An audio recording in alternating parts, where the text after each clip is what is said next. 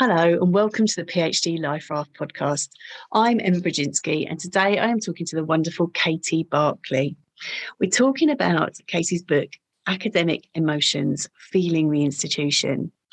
So we talk about the heightened emotional register of academia, but we focus quite particularly on the PhD as a process of socialisation and the emotional element of that. So I do hope you enjoy this episode.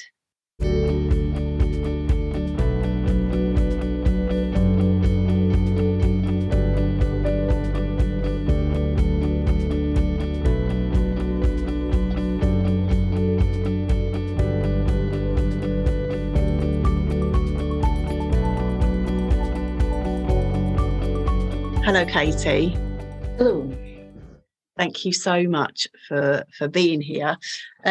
I am really looking forward to this conversation and for quizzing you. Talk about academic emotions. This your book is brilliant, and I'm still kind of processing that. It raised a lot of questions for me in a good way, in a really good way, and so I'm really looking forward to asking you more about that. Oh, But before that, we always start with asking people about their own journey, kind of in and through the PhD and out the other side to where you are now. I guess my story is a bit boring in some ways. I was one of those people who did a degree and then just went all the way through and at the same institution. So I did my undergraduate and my master's and my PhD at the University of Glasgow, so without any kind of gap. And it's kind of interesting because I don't think I ever set out to do a PhD. I was one of the first in my family to go to university, so there wasn't a whole lot of knowledge in my family about even what a PhD was until I got there. But I did really well in my honours dissertation. I really loved that process. I got the prize, kind of typical academic story. And then people were like, oh, you should stay on, you should do more research. And so I applied for a scholarship and I got a scholarship to do a PhD. And so I kind of discovered what this process was as I did it.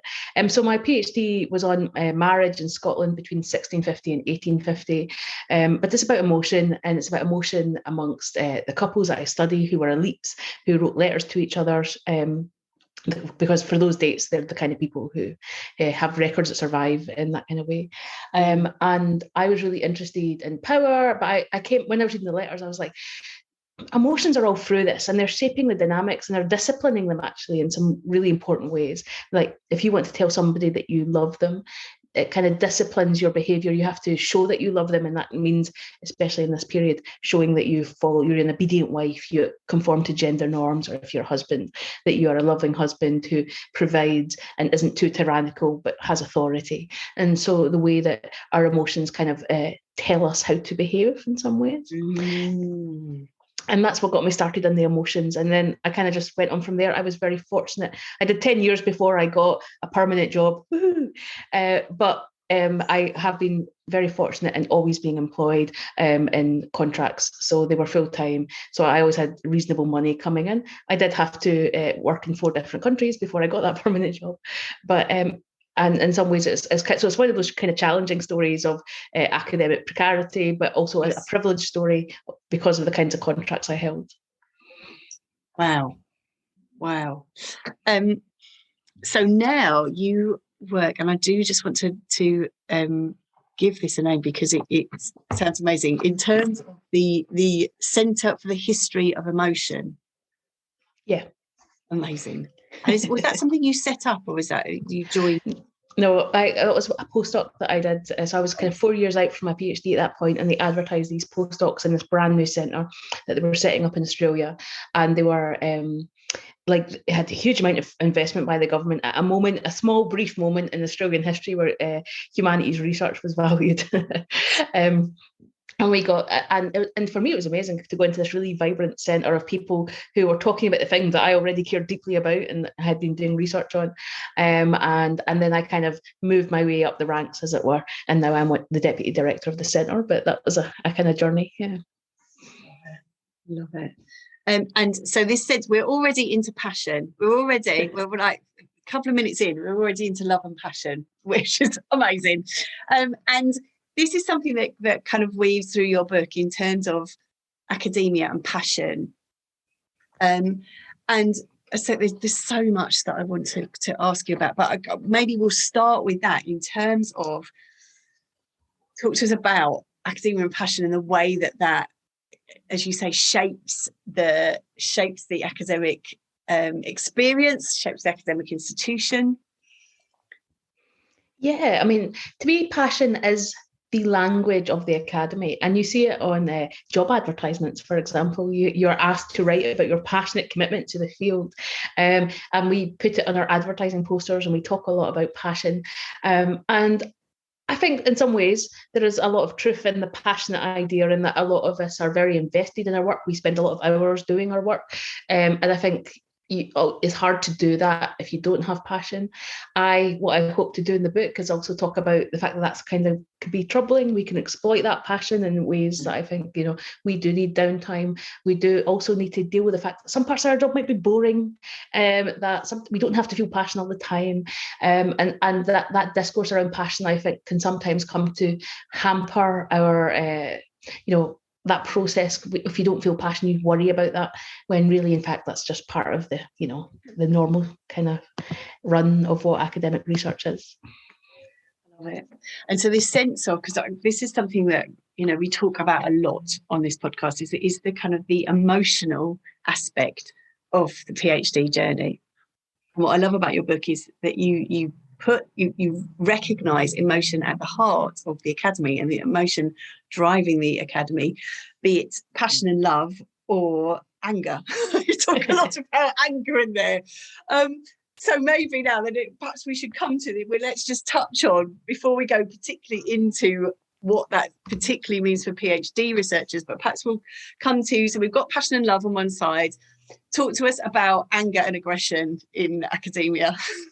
Yeah, and this is an interesting one, I think, because maybe we don't acknowledge that. It's not a very nice emotion, but it's quite a competitive sort of industry. People are ranked constantly and continuously, and even from like me saying, I got invited to do a PhD because I got an award with my dissertation. They saw value in me, and that language of meritocracy kind of puts us into this kind of ranking of you're better or worse, and we're always trying to position it. And I think that's a very hard way to live, and I think because of that, it causes resentment, it causes anger, but I also think another cause of anger is about actually social justice. So a lot of us, especially since I kind of trained, which was, coming up in 20 years ago now, we have been taught that the purpose of our work has to be useful, and so it has to change the world, it has to be better. It's harder to find academics of my generation and younger, really, that will make the case very strongly that you should just do research for the sake of it, that, who cares if it has a purpose? Because to get money out of grant funders, to argue for our purpose and place in the world and in the academy, has been to say that our research has to be valued. But the thing is, if your research has to be valued, you have to kind of show a problem that it solves. And that means a lot of us are very committed to that social justice project, whether that's making society better, whether it's health and making people's lives better, whether it is improving functionality in businesses, or whatever your passion is. But we narrate that as a process of improvement, of making the world better. And then we work in universities where things are very imperfect, and that's just because they're human institutions. But I think then what we feel like is, well, hang on, we study problems, we want to make the world better, and this institution that we are part of doesn't want to play along with that game, and why doesn't it, and how do we improve it? And so I think a lot of anger and resentment also comes out of that weird conflict between being in an imperfect institution, but also being people whose whole careers is committed to trying to make things better, and how do we resolve that? So there's this sort of dissonance, and I think you articulate that really beautifully in the work. And so this sense of a kind of the emotional labour, of the emotional context, and kind of calling that out and recognising that. And so what I want to ask you then now is more particularly about this experience for PhD researchers, because you talk about it in the book, about coming into the academy and being acclimatized to the academy. So tell us a little bit about that, and in terms of how that works. So I think the first thing is I'm an emotions historian. So I'm interested in how emotions vary across time and across culture. I'm not a psychologist. I don't think about them in terms of universals. And I think that's important to know when you come into this. So when I think about emotions in the academy, I was like, well, what is different about how we do emotions there? And if we are doing emotions differently in that space, how did we learn them? What was that socialization process? What was that education? And so that's where I kind of looked at the PhD process, because I think that was it's a really critical moment where we're kind of disciplined, and I use that word in a very Foucauldian but very intentional way. We are put through a series of practices that teach us what it is to be an academic, and that includes how we should feel, how we should express emotion, what we should be angry about, and what we should value and therefore love and feel passionate about. And that's not natural. You're not born knowing that. For some people like me, we didn't even know what the academy was until we kind of went to university. So it's not this natural thing at all. It's an education that we are given. And I think it happens at the PhD because one, you don't really see these kind of attitudes and values held by undergraduates. It's really, I think, that process of creating research, of doing that training, that we start to kind of be enculturated. And I think it kind of consists in two parts. And one is about being part of an intellectual community around your discipline, around what your area of research is. And we do this right from the beginning, because one of the first things you do now when you do a PhD is you're said, go away and do the reading, read what other people have written about this topic, and then think about how you're going to expand it or contribute to it or build on it. And so we, right from the beginning, we situate the knowledge that we're going to make, but also ourselves as scholars in relationship to that community. And then the whole kind of process of a PhD, or at least it was before the pandemic, was about meeting those people that we talk with in our work and going to conferences, listening to other people's papers, engaging with those ideas. And we're kind of really kind of that sense of community that we are part of and that we belong to, and that we all have a shared investment and care around our subject area is something that's a very strong and important part of our training. And a big question for me, and we can maybe discuss this later, is what the pandemic did for that process. But I think that kind of makes us care a lot about our fields, but also about being part of that community. So it's a love. We're taught to fall in love with each other, to find ourselves a family in some ways. And part of that is a socialization process around not just about caring about your field and those ideas, but it can often be for many people about how you present and what you wear, what your accent is, what kind of popular culture you know and are meant to know and talk about over dinner. A lot of people talk about that kind of culture shock and having to learn that cultural capital that doesn't come naturally if you're not already part of that kind of middle class that the academy was built around. I also talk about the professional part of this, and I think that's new or not new in that it's been happening for a long time.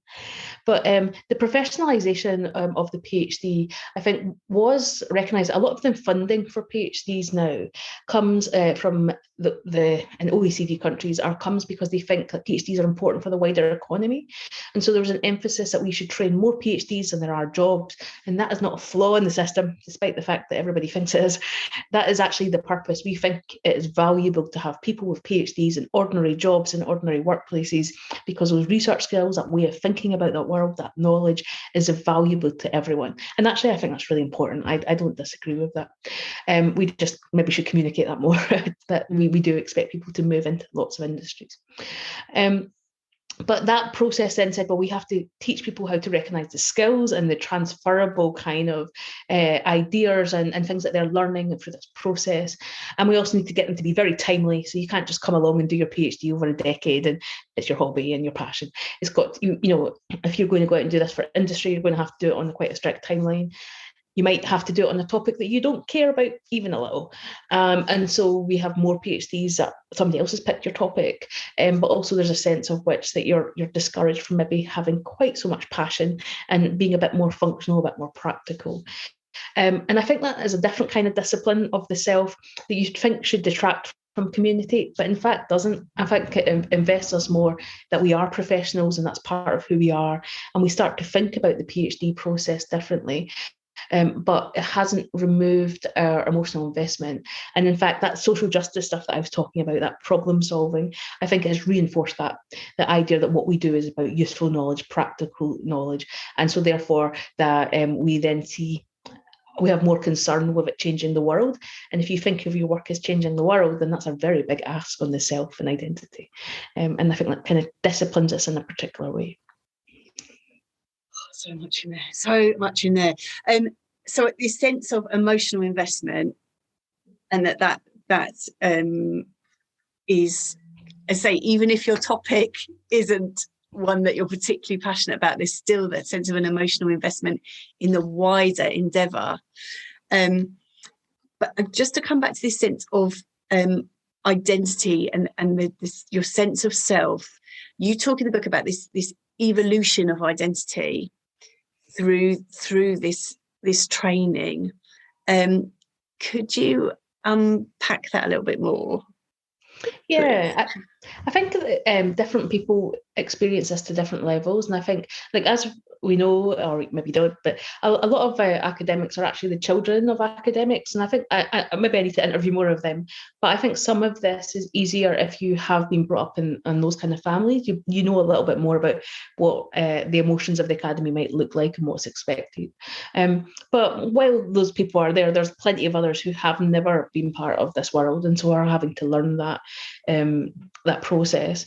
But I think it's, and I think many people, the new ideas that they encounter, the new ways of thinking, of the critical analysis skills, it's a retraining of your brain, and it can be really hard work, and it can be painful in the sense that anything like, going to the gym is painful if you overdo it.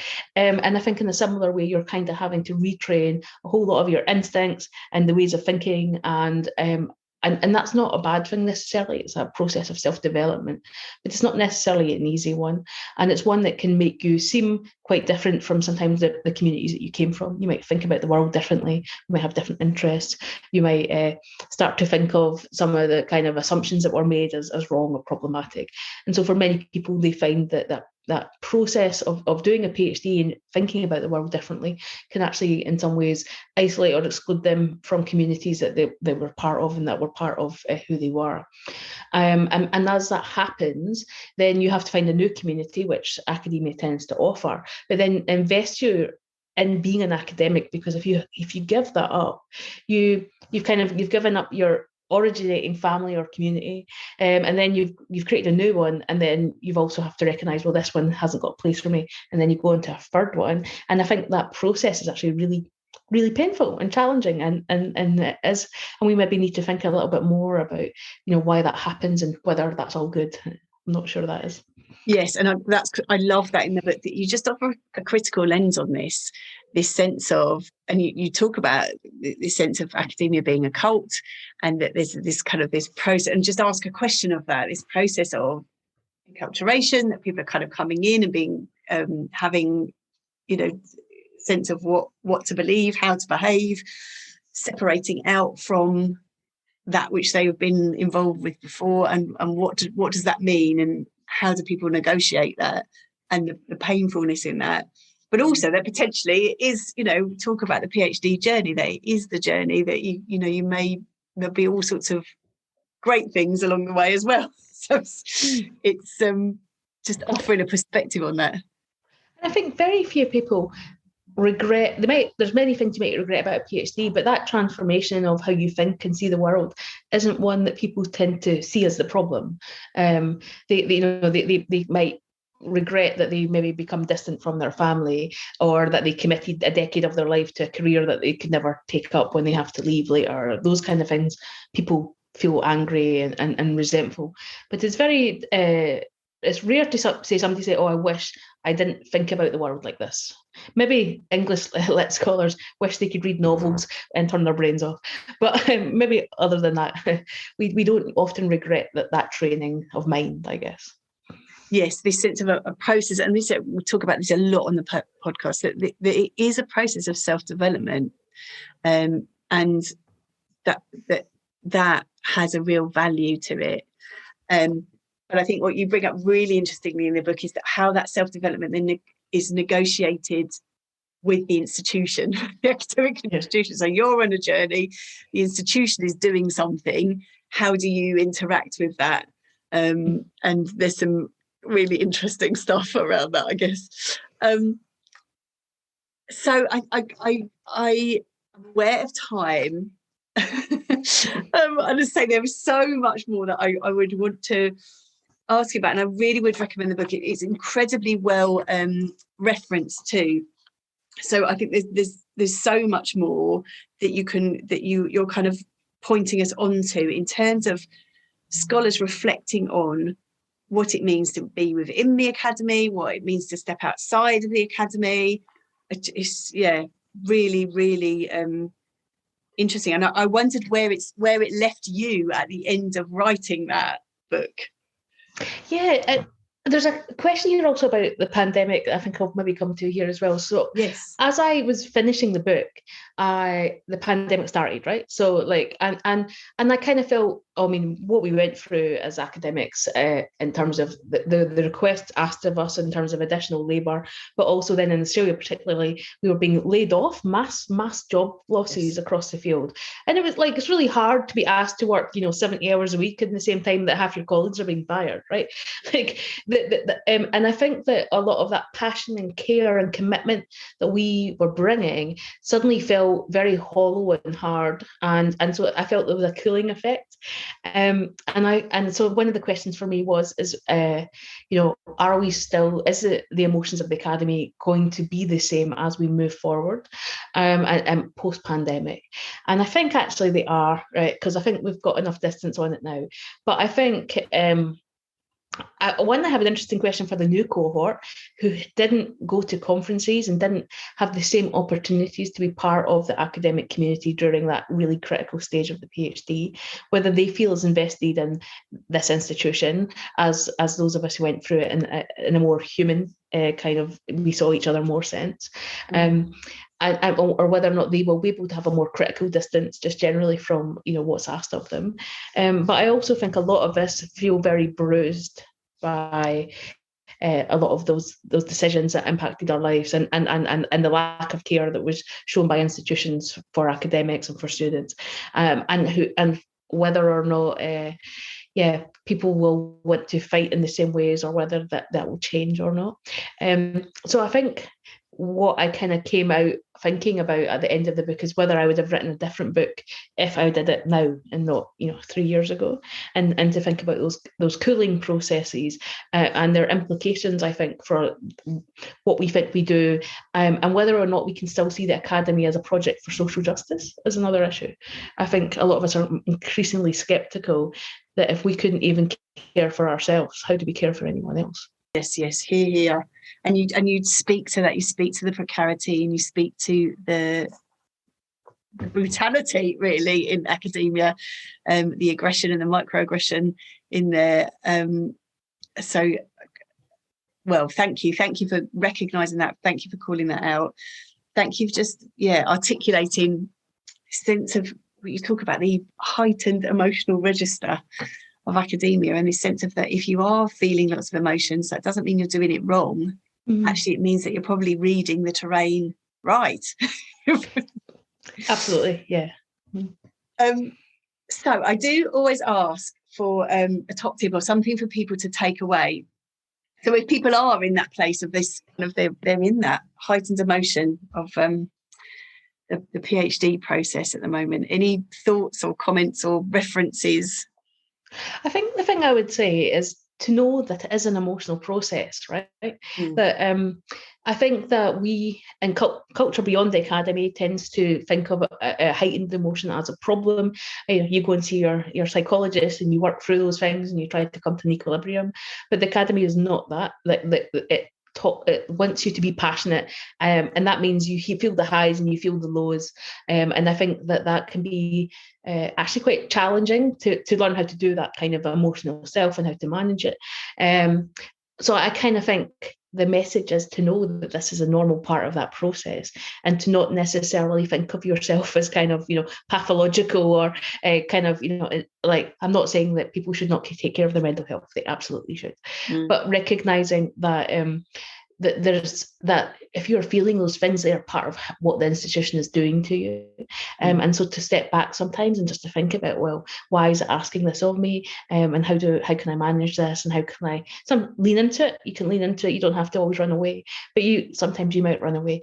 But to think about that process as a kind of a critical one, and to know that you get to be critical about your own emotions. They're not just natural and overwhelming. They are things that you manage and you think about and you perform. And so that gives you a sense of being able to kind of come to that experience of the PhD as one that's embodied and as part of your body. And just like anything, you can learn to manage that and to think about that and to get better at it. And so I just want people to kind of not be overwhelmed by their emotions, but to see them as tools that they can kind of use and think with and hone in various ways. I love that so much. That speaks our language. Katie, thank you so much. I will have the link to the book in the show notes, and I say I would really strongly recommend taking a look and following up on the references that you have drawn on there. Thank you so much. Well, thank you for having me.